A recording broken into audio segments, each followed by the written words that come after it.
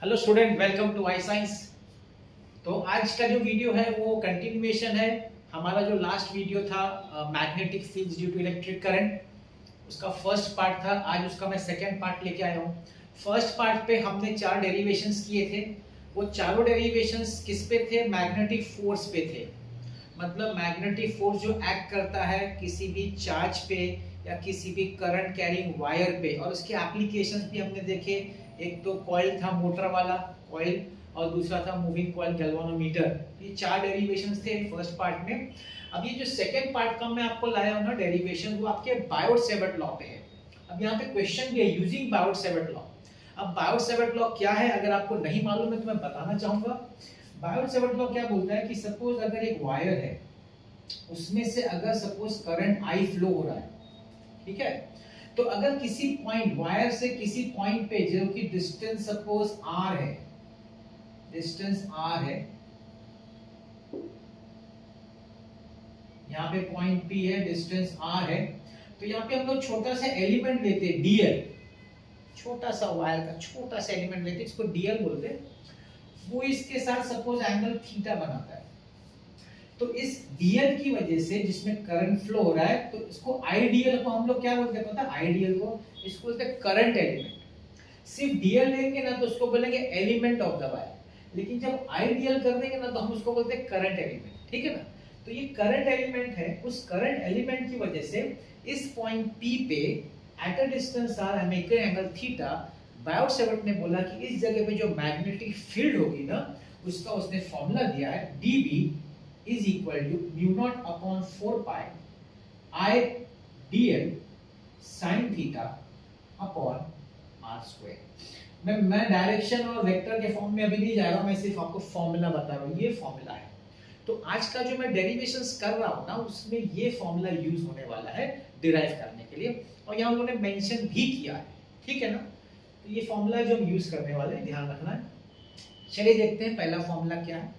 पहला डेरिवेशन में बोला है कि using Biot-Savart law obtain the expression for the magnetic induction near a straight infinitely long current carrying wire।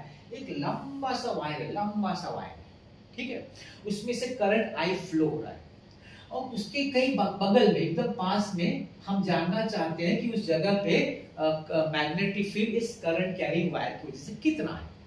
तो करते क्या, वो ध्यान दीजिए। क्या करेंगे, जिस जगह पे हमको पता करना है मैग्नेटिक फील्ड, उसको हम लोग पॉइंट P से डिनोट करते हैं, ठीक।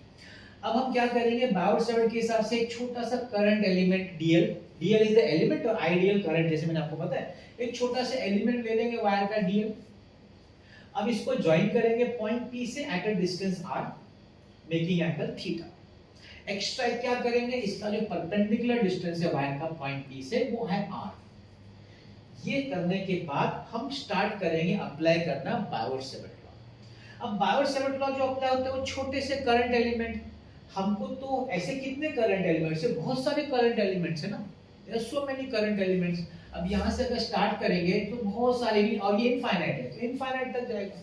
स्टार्टिंग का करंट एलिमेंट हम सामने ले सकते हैं अज्यूम, तो उसके लिए जो होगा जो r होगा वो 0 होगा, मतलब r मतलब डिस्टेंस, dl तो छोटा सा रहेगा, लेकिन जो हम लोग ऐड अप करेंगे, मैग्नेटिक फील्ड को ऐड अप करेंगे, तो यहां से हमारा 0 से चालू होगा और कहां तक जाएगा, लेंथ, हमारा लेंथ वायर का कहां तक जाएगा, इंफिनिटी तक जाएगा। एक और चीज, ये जो हम कर रहे हैं ये हम लोग अपर हाफ में करें, अपर हाफ। जो हम अपर हाफ में करेंगे वही तो लोअर हाफ में भी होगा ना। अगर ये करंट एलिमेंट ऊपर है तो मैं तो नीचे भी तो ले सकता था करंट एलिमेंट। तो जो चीज अपर हाफ में हो रही है वही चीज लोअर हाफ में हो रही है, तो सेम होनी चाहिए।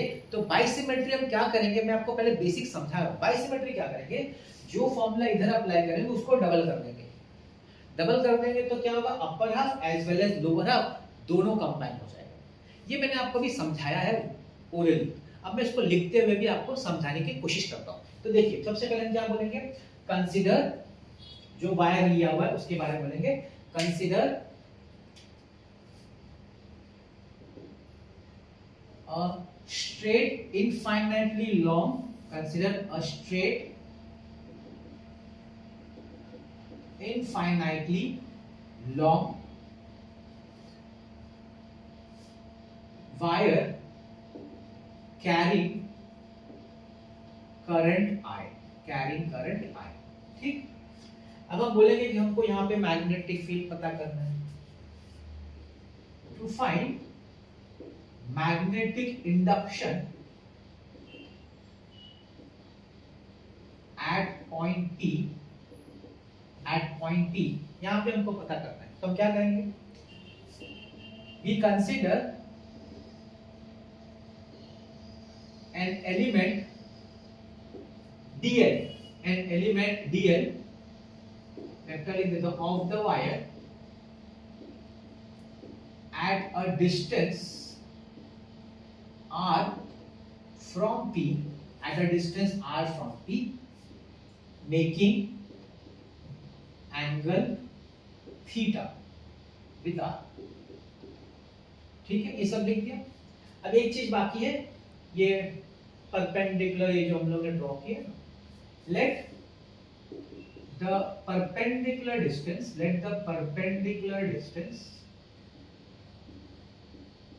of P from the wire be capital R। तो ये परपेंडिकुलर डिस्टेंस कैपिटल R है, ये डीएल का डिस्टेंस स्मॉल r है, एंगल थीटा है।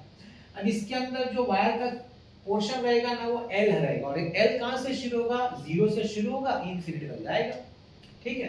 तो अभी हम लोग बात करेंगे Biot-Savart law. Using Biot-Savart law, magnetic induction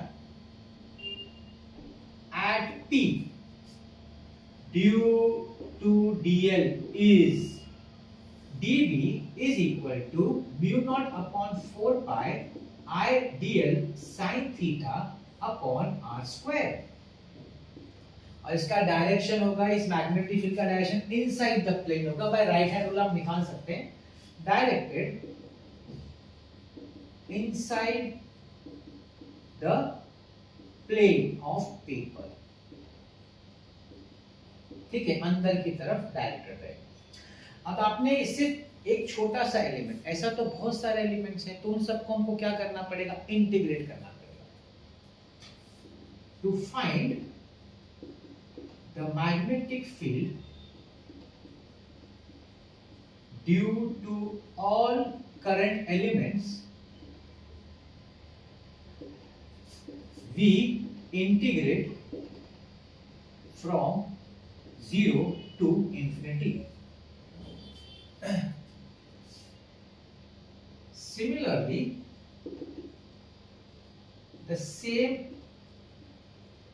thing applies for lower half of wire। अभी ये जो है हम लोग अप्लाई करें अपर हाफ के लिए, तो सेम चीज लोअर हाफ के लिए अप्लाई होगा। मतलब मैं यहाँ क्या लिखूंगा, टोटल मैग्नेटिक इंडक्शन B लिखूंगा 2 times integral dB 0 to infinity। Clear, understand? 2 times में लिखा। ये जो मैग्नेटिक फील्ड हम लोग यहाँ से स्टार्ट करके ऊपर जा रहे हैं ना, तो वैसे आपको यहाँ से स्टार्ट करके नीचे भी तो आना पड़ेगा, तो सेम रहेगा, तो डबल कर दिया, ठीक है। 2 times integral 0 to infinity, let's substitute mu naught upon 4 pi I dl sin theta upon r square। अब हम लोग क्या करेंगे, इसको ऐसा रहने देते हैं और थोड़ा वैल्यू निकाल लेते हैं। वैल्यू मतलब कैसा कि भाई r स्क्वायर हम क्या ले सकते हैं, अभी देखिए डायग्राम में r स्क्वायर ले सकते हैं l square plus capital R square, इसको रहने देते हैं। Now r square is equal to l square plus r square. चलिए तो l आप लिख सकते हैं, l is length of wire, ठीक, ये r हो गया। अच्छा अभी थीटा भी निकालना पड़ेगा।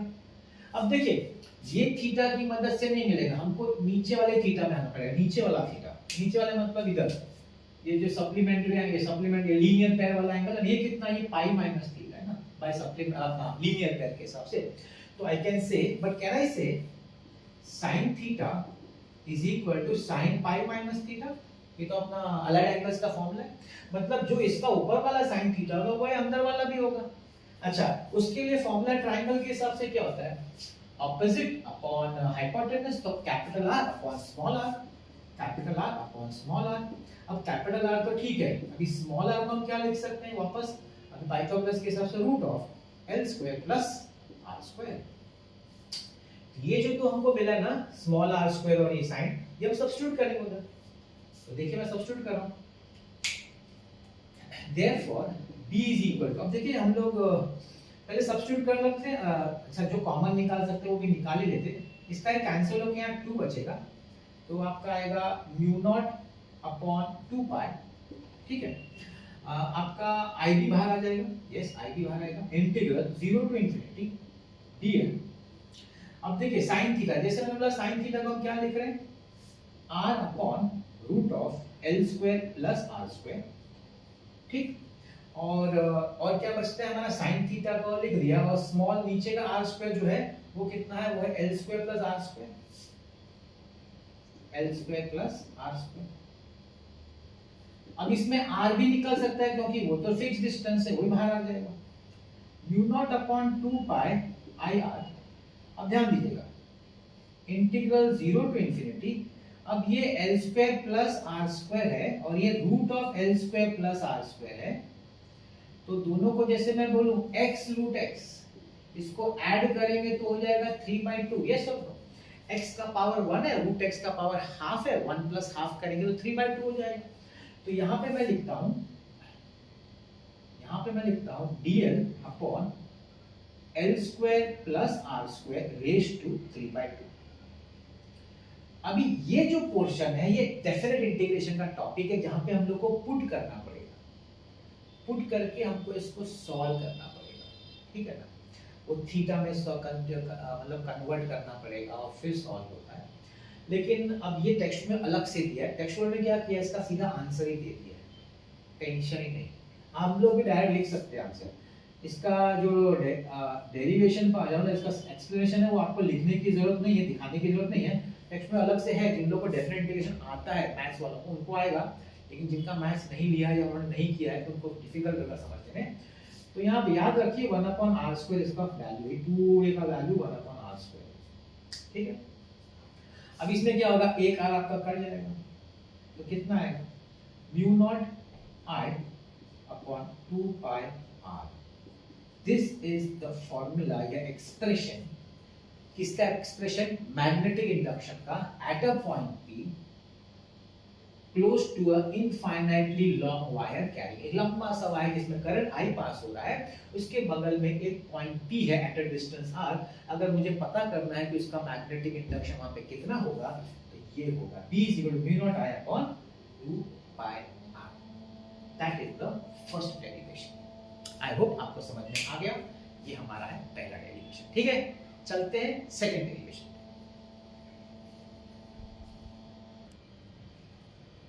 Next derivation, derivation number 6, important derivation है। क्या है, दो वायर है हमारे सामने, दो लॉन्ग स्ट्रेट पैरेलल वायर्स हैं, उनमें करंट फ्लो है अलग अलग। सपोज ये वायर 1 है, वायर 2 है, वायर 1 में करंट I1 फ्लो हो रहा है, वायर 2 में करंट I2 फ्लो हो रहा है। हमने दोनों को सेम डायरेक्शन में लिया है, हो सकता है कि ऑपोजिट डायरेक्शन में भी हो, करेक्ट, नो प्रॉब्लम, लेकिन हम सेम डायरेक्शन वाला सॉल्व करेंगे और बोलेंगे same way we can do it for current in the opposite direction, that is anti parallel, ठीक है। तो हमने ये लिया क्योंकि टेक्स्ट में लिया इसलिए, और कुछ नहीं। तो दोनों में करंट फ्लो हो रहा है, दोनों वायर में इन द सेम डायरेक्शन। बोला है शो दैट दोनों वायर एक दूसरे पे फोर्स अप्लाई करेंगे और उस फोर्स पर यूनिट लेंथ का डिराइव वाला फॉर्मूला डिराइव करके दो, ठीक है। तो देखिए दोनों वायर में करंट फ्लो हो रहा है I1 I2। अब हम कंसीडर करेंगे वायर 2 पे। अब जो वायर 1 में I1 करंट फ्लो हो रहा है उसकी वजह से वायर 2 पे मैग्नेटिक फील्ड बनेगा। कौन बताया, ये तो हमने अभी भी इसके पहले वाला डेरिवेशन किया था ना। अगर एक लंबा सा वायर है तो उसके सामने जब पॉइंट P होगा तो क्या फॉर्मूला हमने किया, mu naught I upon 2 pi r, है कि नहीं, mu naught I upon 2 pi r। तो वही चीज होगा, अब ये दोनों के बीच में डिस्टेंस d है, तो फॉर्मूला क्या हो जाएगा, mu naught I1 upon 2 pi d, क्योंकि डिस्टेंस दोनों, क्योंकि देखिए करंट I1 है ये, है ना, मैं आपको स्प्लिट करके देता हूँ, ये तो टेक्स्ट बुक का डायग्राम है, आपको अलग से बना के दिखाता हूँ। ये आपका सपोज वायर 1 है, ठीक, इसमें करंट I1 फ्लो हो रहा है, इधर आपका वायर 2 है, यहाँ पे एक पॉइंट है, अभी इसका डिस्टेंस जो है वो d है। इस करंट की वजह से इस जगह पे जो मैग्नेटिक फील्ड होगा ना B, वो होगा mu naught I upon 2 pi d, distance d, और ये I नहीं होगा, ये I1 होगा बिकॉज ऑफ दिस। ये कहाँ से मिला? ये अभी अभी जो इसके पहले वाला फिफ्थ डेरिवेशन हमने जो किया ना बायोट सेवन, उसी से ना, कि एक वायर है, उसके सामने एक पॉइंट है, तो इस जगह पे जो मैग्नेटिक फील्ड होगा हमने अभी भी डिराइव किया हुआ है, ठीक।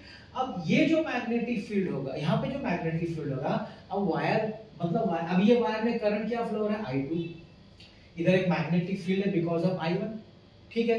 तो क्या हमने फर्स्ट वीडियो में देखिए, अगर कोई वायर में करंट फ्लो हो रहा है और वायर किसी मैग्नेटिक फील्ड में, तो उस पे फोर्स एक्ट करता है, उस पे फोर्स एक्ट करता है, वायर वाला फोर्स। याद करिए हमने डेरिवेशन किया है, सेकंड डेरिवेशन। फोर्स का क्या फॉर्मूला है? फोर्स का फॉर्मूला है IDL, एक्चुअली sin थीटा भी है, लेकिन यहाँ sin थीटा अगर 90 डिग्री ना परपेंडिकुलर, तो ये दिखाने की जरूरत नहीं है। अभी IDL मतलब कौन सा I? सेकंड वायर की बात हुई तो उसमें करंट I2 है, और ये B किसकी वजह से? मैं चाहिए तो लिख सकता हूँ B on 2 because of 1, IBL, L मतलब ये हम लोग सपोज एक सेक्शन L ले लेते हैं, तो ये फोर्स किसका है? Force on second wire because of first wire. तो ये आपको एक फॉर्मूला मिलेगा, इससे आपको फोर्स पर यूनिट लेंथ मिलेगा, ठीक। फिर आप क्या बोलेंगे? ये पैरेलल डायरेक्शन, फोर्स का डायरेक्शन मैं आपको बताता हूँ। फ्लेमिंग लेफ्ट हैंड रूल से आप निकाल देना फोर्स का डायरेक्शन, तो इट बी टुवर्ड्स वायर 1, मतलब अट्रैक्टिव फोर्स, अट्रैक्टिव फोर्स। तो जैसे F21 निकाला हम लोग, फिर दूसरे के लिए बोलेंगे सिमिलरली हम लोग F12 भी निकाल सकते हैं, जो कि टुवर्ड्स 2 होगा, मतलब अट्रैक्टिव फोर्सेस होगा। फिर लास्ट में बोलना है तो बोल सकते हैं कि अगर डायरेक्शन ऑपोजिट है, सपोज दोनों करंट, जो वायर में करंट फ्लो हो रहा है ऑपोजिट डायरेक्शन फ्लो हो रहा है, तब फोर्स का डायरेक्शन ऑपोजिट हो जाएगा, मतलब रिपल्सिव हो जाएगा। यहाँ पे अट्रैक्टिव है ना, तो वहाँ रिपल्सिव हो जाएगा। अभी इतना सब ड्रॉ करने की जरूरत, मैं तो आपको ड्रॉ करके दिखाया, टेक्स्ट में नहीं किया, लेकिन मैं आपको समझा दिया हूँ किस तरीके से होगा। तो मैंने अभी आपको शॉर्ट में एक्सप्लेन किया, मैं लिख के आपको बता रहा हूँ, तो ध्यान से देखिए। अब सबसे पहला पॉइंट क्या होगा जो उसने दिया है, हम लोग को लिखेंगे, क्या लिखेंगे भाई? Consider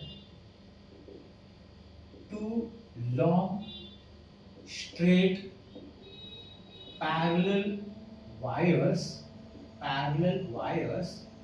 carrying currents I1 and I2, ठीक है, separated by a distance d, small d। तो उन दोनों के बीच में डिस्टेंस कितना है? d है, ठीक। ये अपना सेटअप है। अब मैं क्या स्टार्ट करूंगा? मैं बोलूंगा कि वायर 2 में जो मैग्नेटिक फील्ड होगा because of current in wire 1, wire 1 की करंट की वजह से जो वायर 2 में मैग्नेटिक फील्ड होगा, मैं उसकी बात करता हूं अभी। Magnetic field exerted on wire 2 due to current I1 in wire 1 is B। See, B नहीं लिखता, मैं लिखता हूँ magnetic field on wire 2 because of wire 1, ऐसा लिखते हैं हम लोग, इज इक्वल टू जो हमने इसके पहले वाले में डिराइव किया है, mu not current is I1 upon 2 पाई, उधर R था, याद करिए इसके पहले R था ना, यहाँ डिस्टेंस D है, तो 2 pi D। Okay, now directed inside the plane of paper, ठीक। नाउ अब क्या बोलेंगे? Now due to magnetic field for wire 2 carrying current I2, there will be a force। तो इस पे मैग्नेटिक फील्ड है वायर पे और करंट फ्लो हो रहा है, तो इस पे एक मैग्नेटिक फोर्स होगा, तो there will be a magnetic force, लिख देना, there will be a magnetic force given by, अभी उसका मैं लिखता हूं F21, ठीक है। उसका बेसिक फॉर्मूला क्या है? IBL। तो I current I2, B is B21 and L, अब यहाँ L क्या लिख लेगा, L is the section, is the length of section of wire. हमने एक सेक्शन कंसीडर किया है क्योंकि वायर तो बहुत बड़ा है ना, तो हमने एक सेक्शन वायर का कंसीडर किया, उस पे हम देख रहे हैं। तो ये हो गया आपका सेक्शन का, ठीक है। इसका डायरेक्शन क्या कहते हैं, डायरेक्टेड टुवर्ड्स, ये पहले मैं को पूरा लिख लूँ, I2 B21 कितना, B21 सॉरी इधर mu not I1 upon 2 pi d L, इसको ठीक से लिखना है तो हम लोग लिख सकते हैं mu naught upon 2 pi I1 I2 अपॉन d इनटू L। डायरेक्टेड कहां पे इसका डायरेक्शन है, इसका direction towards wire 1, directed towards wire 1। तो ये हमारा फॉर्मूला आया किसके लिए, force on wire 2 due to current in wire 1, ठीक। अभी इसके हिसाब से तो उन्होंने बोला है ना, show that exert force on each other, तो ये मेरे को आ गया। अब force on wire 1 because of wire 2, मैं वापस ये सब नहीं लिखूंगा, मैं बोलूंगा सिमिलरली, तो मैं लिखता हूं similarly force acting on wire 1 due to current I2 in wire 2 is क्या हो जाएगा, F12 is equal to mu naught upon 2 pi I1 I2 d upon L, ठीक है ना। डायरेक्टेड टुवर्ड्स वायर 2, उसका डायरेक्शन वायर 2 की तरफ होगा, F12 का। इसका मतलब है कि this is an attractive force, thus the two forces are attractive forces, ठीक है। तो अभी ये तो मैंने प्रूव कर दिया पहला part. Therefore, derive the expression for the force per unit length. Therefore, force per unit length is, अभी हमको force per unit length चाहिए तो क्या होगा, L को नीचे आने का, F upon L is equal to mu naught upon 2 pi I1 I2 upon D। This is, हमने क्या किया, फोर्स पर यूनिट मतलब लेंथ को सिर्फ नीचे लाए। अब आप पूछेंगे सर आपने F1 F2 नहीं, दोनों सेम है ना, तो आप सिर्फ F भी लिखेंगे तो भी चलेगा, सिर्फ आपको लेंथ नीचे लाना है, क्योंकि पर यूनिट लेंथ, तो L को नीचे ले आओ, जो बच गया वो फोर्स पर यूनिट लेंथ है, ठीक है। तो ये हमने डिराइव कर दिया। अब आप क्या बोल सकते हैं, similarly for wire carrying current in opposite direction we have the same formula but repulsive forces, बस उतना लिखना है, चाहिए तो मैं लिख देता हूं, ये मैं रब कर देता हूं। Similarly for wires carrying currents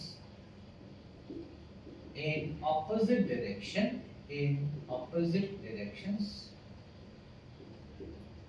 same forces but repulsive, इतना सा लाइन लिख देने का और कुछ जरूरत नहीं, बस ये हो गया, दैट्स इट, आपका मेन यहाँ पे खत्म हो गया। आई होप आपको समझ में। इसमें क्या किया हमने, इसमें हमने यूज किया है डेरिवेशन नंबर 5 ये फॉर्मूला के लिए, फिर ये किसके लिए किया, डेरिवेशन नंबर 2 वो यहाँ फॉर्मूला यूज किया, दो डेरिवेशन का जो फॉर्मूला डिराइव हुआ है उसी को यूज किया है और हमारा फॉर्मूला बन गया। तो ये हो गया डेरिवेशन नंबर 6। अब चलते हैं derivation number 7।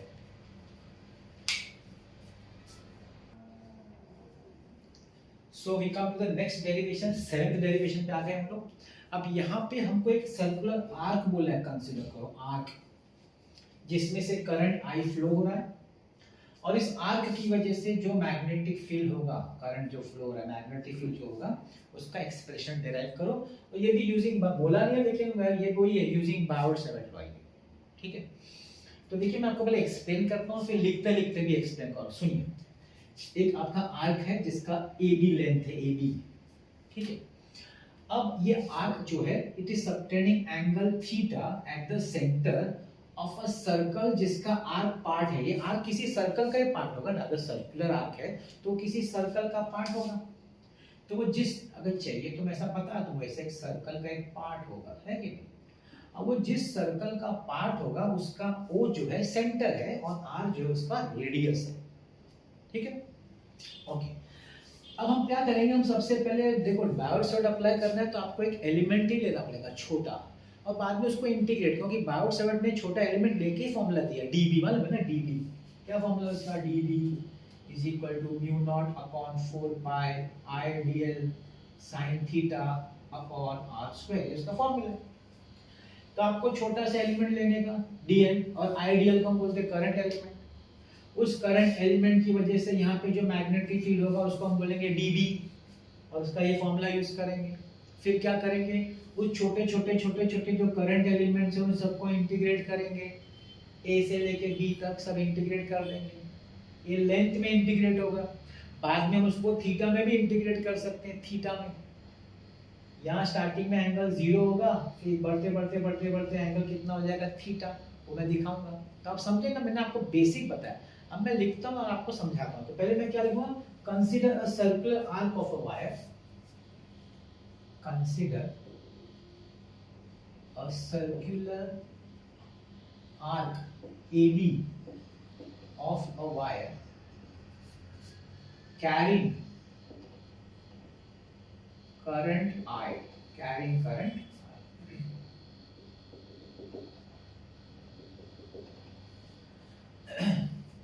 Let it subtend angle theta at center O of a circle of which the arc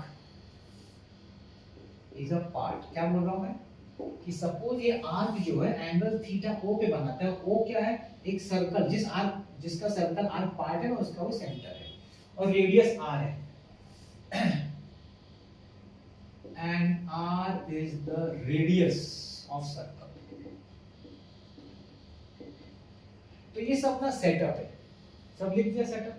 अब हम स्टार्ट करेंगे हमारा डीएल एलिमेंट, छोटा सा डीएल एलिमेंट स्टार्ट अभी उससे करेंगे, क्योंकि बायोट सावर्ट अप्लाई करते हैं। Consider an element DL of wire, ठीक है। सो हम लोग को फाइंड दिस एलिमेंट डीएल की वजह से हमको यहां पे फाइंड करना है using Biot Savart law.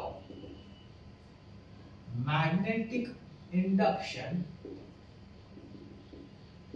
at O due to current element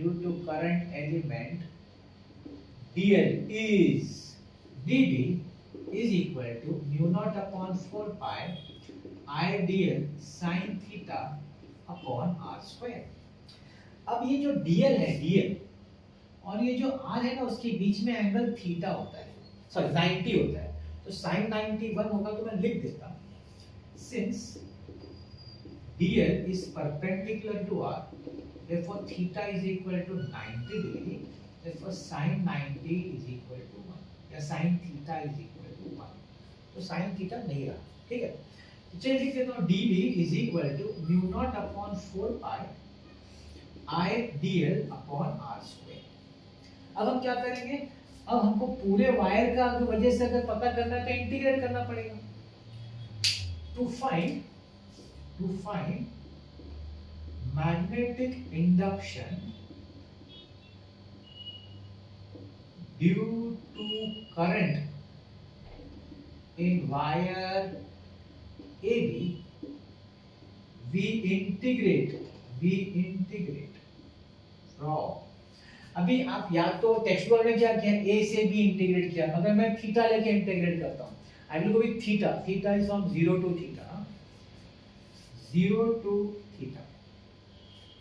therefore B is equal to integral dB 0 to theta.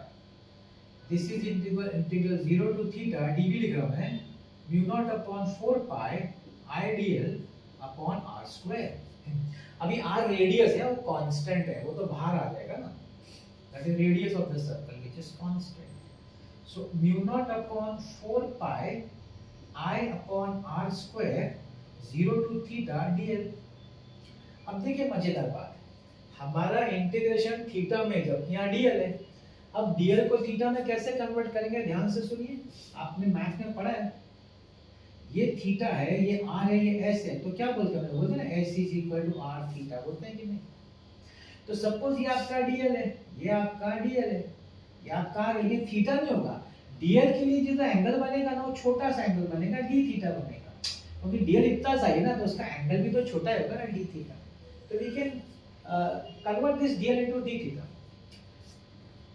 Therefore b is equal to mu naught upon 4 pi I upon r square integral 0 to theta. dl को मैं लिख रहा हूँ r d theta. अब इसका एक r cut जाएगा, so b is equal to mu naught upon 4 pi I upon r. अभी integration d theta is only theta from 0 to theta, तो 0 to theta का तो सिर्फ थीटा ही बचेगा. तो b is equal to mu naught upon 4 pi I upon r into theta. ये हो गया भाई, आपका फॉर्मूला हो गया. This is the magnetic field. अच्छा, डायरेक्टेड लिखने का इनसाइड प्लेन वो राइट हैंड रूल से, directed inside the plane of paper. कैसा लगा, इजी है कि नहीं, सिंपल है, छोटा सा है, थोड़ा सा जो दिया वो एक्सप्लेन करने को. ये आपका मैथमेटिकल पार्ट है, बायोट-सेवर्ट लॉ अप्लाई किया. तो आप आपको समझ में आ रहा है. सेवेंथ आप देख रहे हैं, डेरिवेशंस अगर आप कर लेंगे तो आपको बहुत फायदा होगा, क्योंकि एग्जाम में डेरिवेशंस आता है. न्यूमेरिकल्स अगर डिफिकल्ट हुआ तो डेरिवेशंस आपकी मदद कर सकते हैं ऑप्शंस में, है कि नहीं. तो इसको अच्छी तरह मैं पूरा बोर्ड पे सब लिखा हूं आपको. मैंने वैसे टेक्स्ट बुक का पेज में लिखा हूं, लेकिन आप जितना मैं बोर्ड पे लिखा उतना ही लिखना आपको, अलग से और कुछ नहीं लिखना है. कहीं टेक्स्ट बुक से कुछ एक्स्ट्रा लिखने की जरूरत नहीं है, ये मैं आपको क्लियर बता रहा हूं, है ना. अब हम जाते हैं 8th वाले पे, जो कि एक्सियल पे है. एक सर्कुलर लूप है, उसके एक्सिस पे हमको पता करना है what is the magnetic induction. Derivation number 8.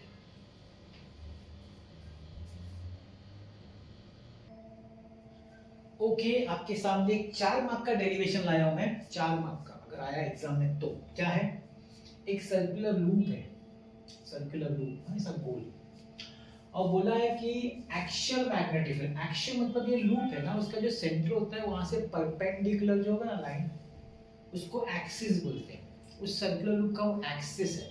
तो एक्सिस के ऊपर एक पॉइंट P है, जहां पे हमको पता करना है कि इस करंट में, इस वायर में जो बॉल में करंट फ्लो हो रहा है, उसकी वजह से इस एक्सिस पे मैग्नेटिक फील्ड कितना होगा. एक्सियल मैग्नेटिक, वर्ड क्या है, एक्सियल, मतलब इस एक्सिस पे perpendicular from the centre.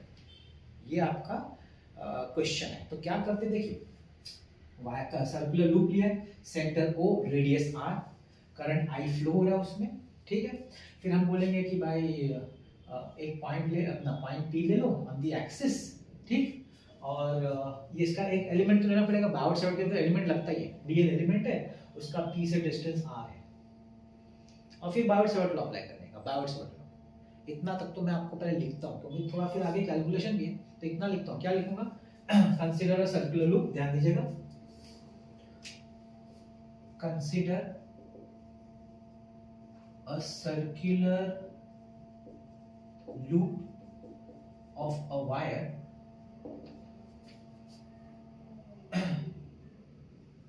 with center O, radius R, carrying current I.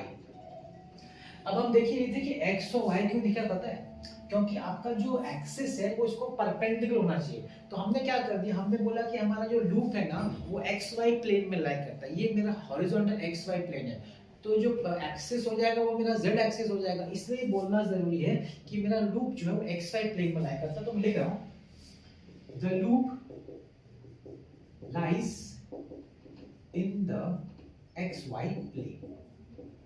तो एक्सिस जो हो जाएगा वो जेड एक्सिस हो जाएगा। ठीक, we have to find magnetic field at a point P on z axis at distance r from element dl of the loop। उस loop का एक छोटा सा एलिमेंट dl ले लिया। क्यों लिया?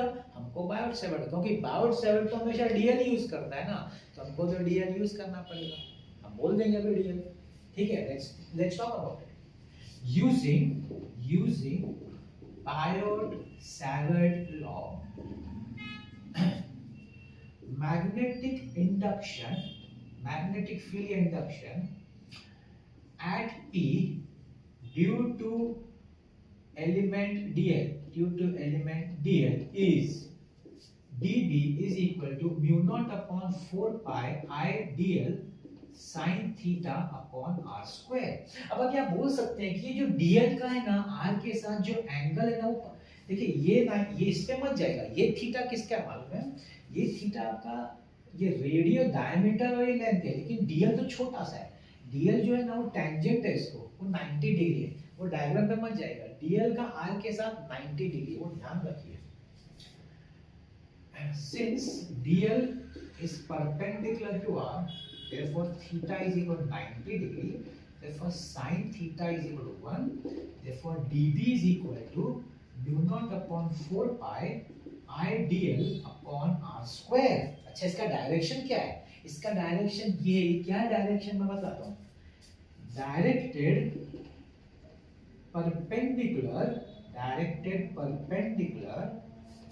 to the plane of r vector and dl vector। ये क्या है?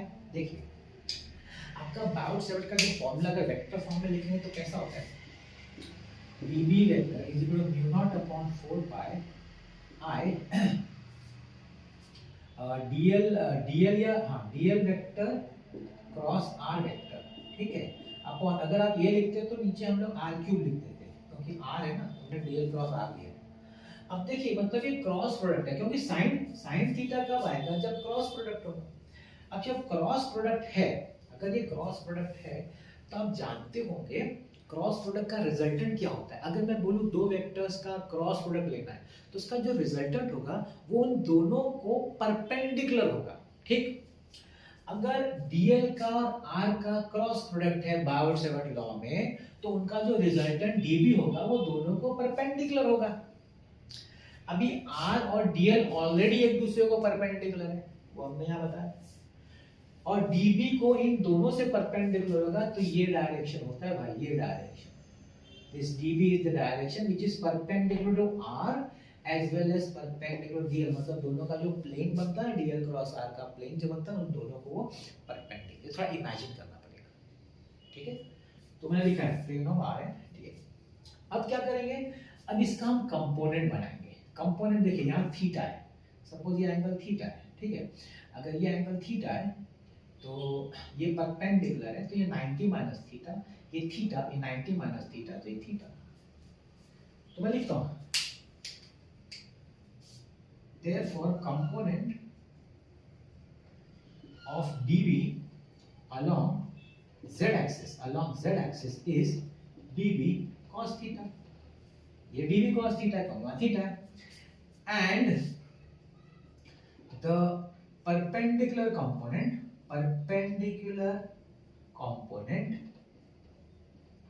is dB। अब वहां क्या कर दिया ना उन्होंने, ऐसा साइन दिखा दिया dB परपेंडिकुलर। आप उसको dB sin थीटा भी लिख सकते हैं, मैं तो मैं लिख सकते हैं, लेकिन पता नहीं टेक्सचुअल ने ऐसा साइन दिखा दिया dB परपेंडिकुलर। ठीक है, ले लो dB परपेंडिकुलर, आप sin थीटा भी लिख सकते हैं। अच्छा, इसका मजा देखो। अब dB परपेंडिकुलर कैसा होगा, आप इमेजिन करो, dB परपेंडिकुलर पूरा गोल होगा, गोल पूरा, ये क्या सर्कुलर है ना, तो भी सर्कुलर में होगा पूरा गोल। अभी ये अगर राइट में तो इसके सामने वाला लेफ्ट में होगा, एक अगर बाहर है तो एक अंदर होगा। आप समझ रहे, पूरे गोल में आप इमेजिन करो। ये कंसेप्ट किधर था पता है? कैपिलरी एक्शन में, मैकेनिकल प्रॉपर्टी ऑफ फ्लूइड्स में जो कैपिलरी एक्शन था ना फोर्सेस का, वो राइज इन कैपिलरी, तो उसका जो हॉरिजॉन्टल फोर्सेस था ना वो एक दूसरे को कैंसिल करता है डायमेट्रिकली ऑपोजिट। सेम चीज यहाँ पे है, डायमेट्रिकली ऑपोजिट डीवी परपेंडिकुलर एक दूसरे को कैंसिल करता है बाय सिमेट्री। जैसे कि मैं बोलूं, जैसे ये डीएल है, इस डीएल की वजह से डीवी वेक्टर राइट में है, इस डीएल की वजह से डीवी वेक्टर लेफ्ट में होगा परपेंडिकुलर होगा, तो वो दोनों एक दूसरे को क्या करेंगे? कैंसिल करेंगे। तो मैं यहाँ लिखता हूँ बाय सिमेट्री, ऐसा लिखता हूँ। मैंने आपको समझाया, आपको समझाना नहीं, आपको दूसरा लिखना है। By symmetry, by symmetry all the dv perpendicular components will cancel each other। इतना ही लिखो, ज्यादा नहीं, वो कैंसल each other, सीधा कैंसिल का अर्थ है, वो कैंसिल हो जाता है। तो अपना जो नेट बनता है ना वो सिर्फ dv cos थीटा बनता है। therefore net magnetic induction is dv cos theta। उतना ही होगा, कुछ बचता नहीं, सिर्फ dv cos theta बचता है। therefore magnetic induction due to full wire, magnetic induction due to the circular loop is b is equal to integral dv, चाहिए dv z लिखा, सीधा dv cos थीटा लिख देते हैं, dv cos थीटा। ठीक, अब मैं dv का वैल्यू यहां से उठाता हूं, integral mu naught upon 4 pi I upon r square dl cos theta. ध्यान से देखिए, ध्यान से। अब कॉमन जो कांस्टेंट है बाहर निकाल दो, mu naught upon 4 pi, I भी कांस्टेंट है और को रहने दो, dl upon r square cos theta. अब देखिए r स्क्वायर, ये देखिए r स्क्वायर ये परपेंडिकुलर है, तो कहना इसे r square is z square plus r square. Yes, this is 90 degree. देखिए प्लेन वजह 90 आ रहा है, तो ये 90 डिग्री है, आपको इमेजिन करना पड़ेगा, दिस इज 90 डिग्री, तो ये hypotenuse z square plus r square. So mu naught upon 4 pi I integral dl upon z square plus r square cos theta. अब cos थीटा देखिए, cos थीटा ये आपका थीटा है, ये आपका 90 हाइपोटेन्यूज से एडजेसेंट है, सो कहना इसे cos theta is capital R upon small r। लिख देता हूं, since cos theta is equal to capital R upon small r, तो कैपिटल R अपॉन अगर स्मॉल r is root of z square plus r square, Pythagoras. तो let's substitute. So mu naught upon 4 pi, ये आपका b इधर, mu naught upon 4 pi I integral dl upon z square plus r square into r upon root of z square plus r square. अब ये आपका बन जाएगा 3/2, b is equal to mu naught upon 4 pi I, r भी बाहर आ जाएगा, ये भी पूरा बाहर आ जाएगा, z square plus r square raise to 3/2 integral dl, integral dl मतलब इसको पूरा इंटीग्रेट करना है। सर्कुलर लूप का इंटीग्रेशन लेंथ का क्या होता है? सरकमफ्रेंस। तो इसको हम 2 पाई r लिख सकते हैं, थोड़ा सा लंबा है, ठीक है, mu naught upon 4 pi I r upon z square plus r square raise to 3/2 into 2 pi r। कटेगा कुछ, कटेगा, लेट्स कैंसिल इट। ये 2 पाई इसको कट करके 2 देगा, तो क्या आएगा? Mu naught upon 2 I r square upon z square plus r square raise to 3/2। ये है आपका पूरा complete derivation for 4 marks. So ये है एक्सिस के ऊपर। आई होप आपको समझ में आ गया, लेंथी है, थोड़ा समझा देता हूँ। छोटा सा करंट एलिमेंट से पहले चालू करने का, अपना बाउल 7 लॉ, थीटा 90 बता देने का, फिर इसका डायरेक्शन वो ज्यादा इंपॉर्टेंट है, इसकी वजह से डायरेक्शन होगा वो इधर इन दोनों को परपेंडिकुलर मतलब इस तरफ होगा। उसका दो कंपोनेंट वर्टिकल थीटा के साथ dv cos थीटा, ये परपेंडिकुलर तो गोल में होगा, गोल में सब ऑपोजिट होगा डायमेट्रिकली, तो सब कैंसिल हो जाएगा, सब dv cos थीटा बचेगा। dv उसको इंटीग्रेट करो पूरे सर्कुलर लूप के लिए, तो इसमें से आपको स्मॉल r को लिखना पड़ेगा पाइथागोरस से, cos थीटा को एडजेसेंट अपॉन हाइपोटेनस से सब्स्टिट्यूट करने का, इंटीग्रल जो dl बचेगा मतलब पूरे सर्कुलर लूप का इंटीग्रेशन करना है, मतलब that is circumference, that is 2 pi r, cancel करो and you get the formula for magnetic field on the axis of a circle। ये हो गया, that's how we complete it। ठीक है, तो ठीक है, अभी ये 4 यहाँ पे मैं कंप्लीट कर देता हूँ। मैं नेक्स्ट एक और वीडियो बनाऊंगा जहाँ पे अभी ये था बायोट लॉ। अब आपके पास और डेरिवेशंस है, 2 हैं, विच आर एम्पियर्स लॉ, तो अलग हो जाता है, मैं उसको अलग वीडियो बनाऊंगा। एम्पियर लॉ जहाँ पे सॉलिनॉइड का पढ़ेंगे और टॉरॉइड का पढ़ेंगे। तो आपने मेरा वीडियो देखा उसके लिए बहुत बहुत धन्यवाद। इसको शेयर करिएगा और स्टूडेंटों को फायदा हो, क्योंकि बहुत इंपॉर्टेंट डेरिवेशंस है, बोर्ड एग्जाम में बहुत फायदा होगा। जो बच्चे इसको डेफिनेटली देखेंगे वो उनको फुल मार्क्स आएगा, ये मैं गाइड दे सकता हूँ, है ना। बस ऐसे ही देखते रहिए। मेरा मैथ्स का भी प्लेलिस्ट में है, थियरम्स वो भी देख लीजिए, उसमें भी आपको मैथ्स के एग्जाम देते समय उसका भी आपको फायदा होगा। ठीक है, मिलते हैं नेक्स्ट वीडियो में जहाँ पे मैं आपके लिए थर्ड पार्ट लाऊंगा इस चैप्टर का, एम्पियर्स लॉ का डेरिवेशन। तो आज का वीडियो देखने के लिए बहुत बहुत